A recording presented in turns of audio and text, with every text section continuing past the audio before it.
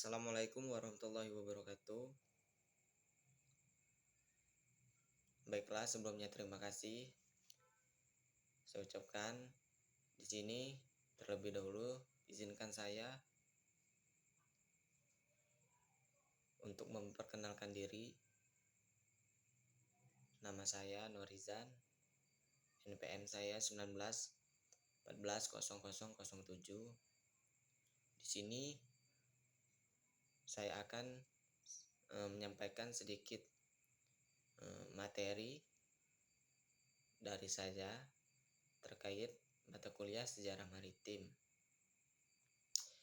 yaitu sejarah maritim di era VOC. Baiklah,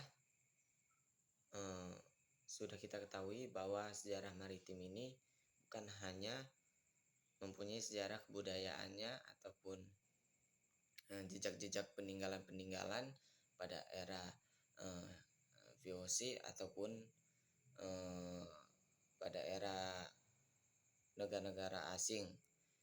Di sini juga Indonesia juga lebih terkenal negara yang memiliki kekayaan dengan tanah yang luas dan serta negara yang termasuk banyak memiliki kepulauan dengan laut yang luas, sehingga melebihi batas daratan. Baik, di sini pada awal abad 16 ke-16 perairan Hindia Belanda mulai dijelajahi oleh kapal-kapal dagang Eropa, antara lain dari negara Portugal, Spanyol, Inggris, dan Belanda.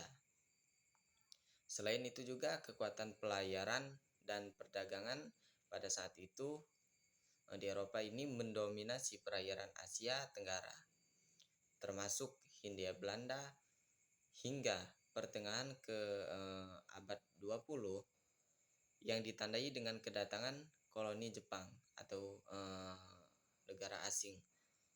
Kemudian kedatangan para pedagang atau koloni asing ini tersebut dapat juga kita artikan sebagai suatu proses perubahan yang tumbuh dengan faktor-faktor yang berhubungan dengan bisnis perdagangan ataupun keekonomiannya. Dan juga di balik itu pada zaman di era VOC meninggalkan warisan besar di sektor maritim, yaitu antara lain jalur perdagangan itu tadi yang mencakup titik-titik pelabuhan sebagai jaringan atau lebih tepatnya sebagai jaringnya tempat berlabuh. Dan kemudian daripada itu hari demi hari kemudian negara ini meluas menjadi kota besar seperti yang sudah kita kenal sebagai di negara kota tersebut, yaitu Surabaya, Makassar, Jakarta, dan lain-lainnya. Kemudian daripada itu VOC selain berbisnis di perdagangan, mereka juga menanamkan sistem perdagangan di Asia Tenggara dengan cara menciptakan transportasi laut yang strategis atau yang bagus dalam sistem transportasi tersebut. Supaya apa? Sistem ini penuh dengan instrumen politik yang berarti membuat kesepakatan dengan berbagai pemerintah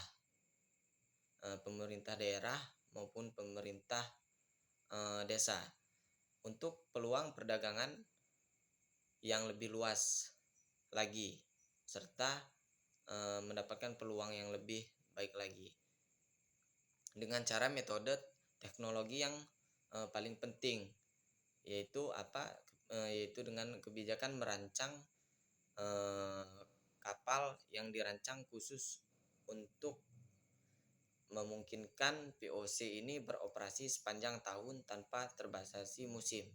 Jadi mereka ini selain masuk ke maritim, mereka juga membuat sistem yang mempermudah bisnis mereka ataupun perdagangan mereka dengan cara membuat kapal-kapal, yaitu transportasi laut, supaya mereka ini mempunyai transportasi yang lebih mudah dan serta menyusun strategi yang lebih baik lagi untuk memberikan peluang yang lebih besar lagi di dunia perdagangan. Kemudian daripada itu tidak lupa mereka mempunyai salah satu pelabuhan Batavia yang menjadi titik perdagangan maritim, salah satunya di bagian barat Kepulauan Nusantara. Dan bukan itu aja, ada pun rencana koloni Jepang ini tersebut, mereka fokus membuat maritim mengelola pertaniannya agar atau sehingga menimbulkan pecah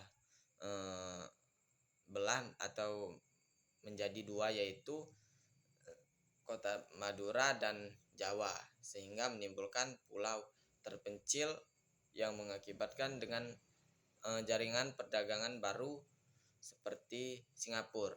Jadi selain mereka berpolitik di perdagangan ini dan membuat transportasi di laut seperti kapal-kapal untuk mempermudah bisnis mereka, mereka ini juga mempunyai pelabuhan Batavia yang ada di daerah maritim bagian barat di Kepulauan Nusantara. Dan rencana mereka pun lebih fokus untuk membuat maritim ini terpecah belah atau menjadi kota-kota tersebut, antara lain ada kota dua, yaitu Madura dan Jawa, sehingga menimbulkan pulau terpencil yang mengakibatkan perdagangan ini muncul baru seperti negara Singapura tersebut.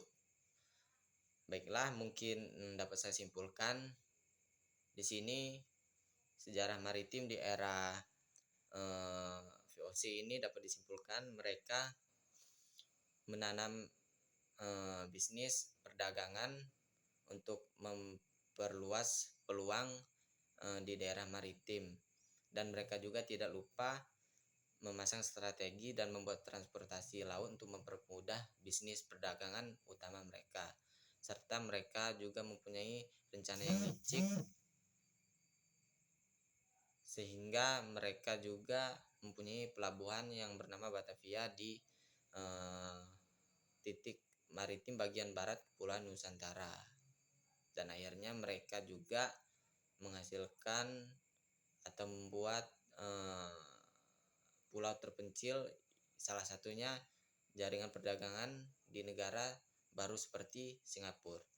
Mungkin itu saja video yang atau presentasi materi yang bisa saya sampaikan. Kurang lebihnya saya mohon maaf dan saya ucapkan terima kasih. Saya akhiri, wassalamualaikum warahmatullahi wabarakatuh.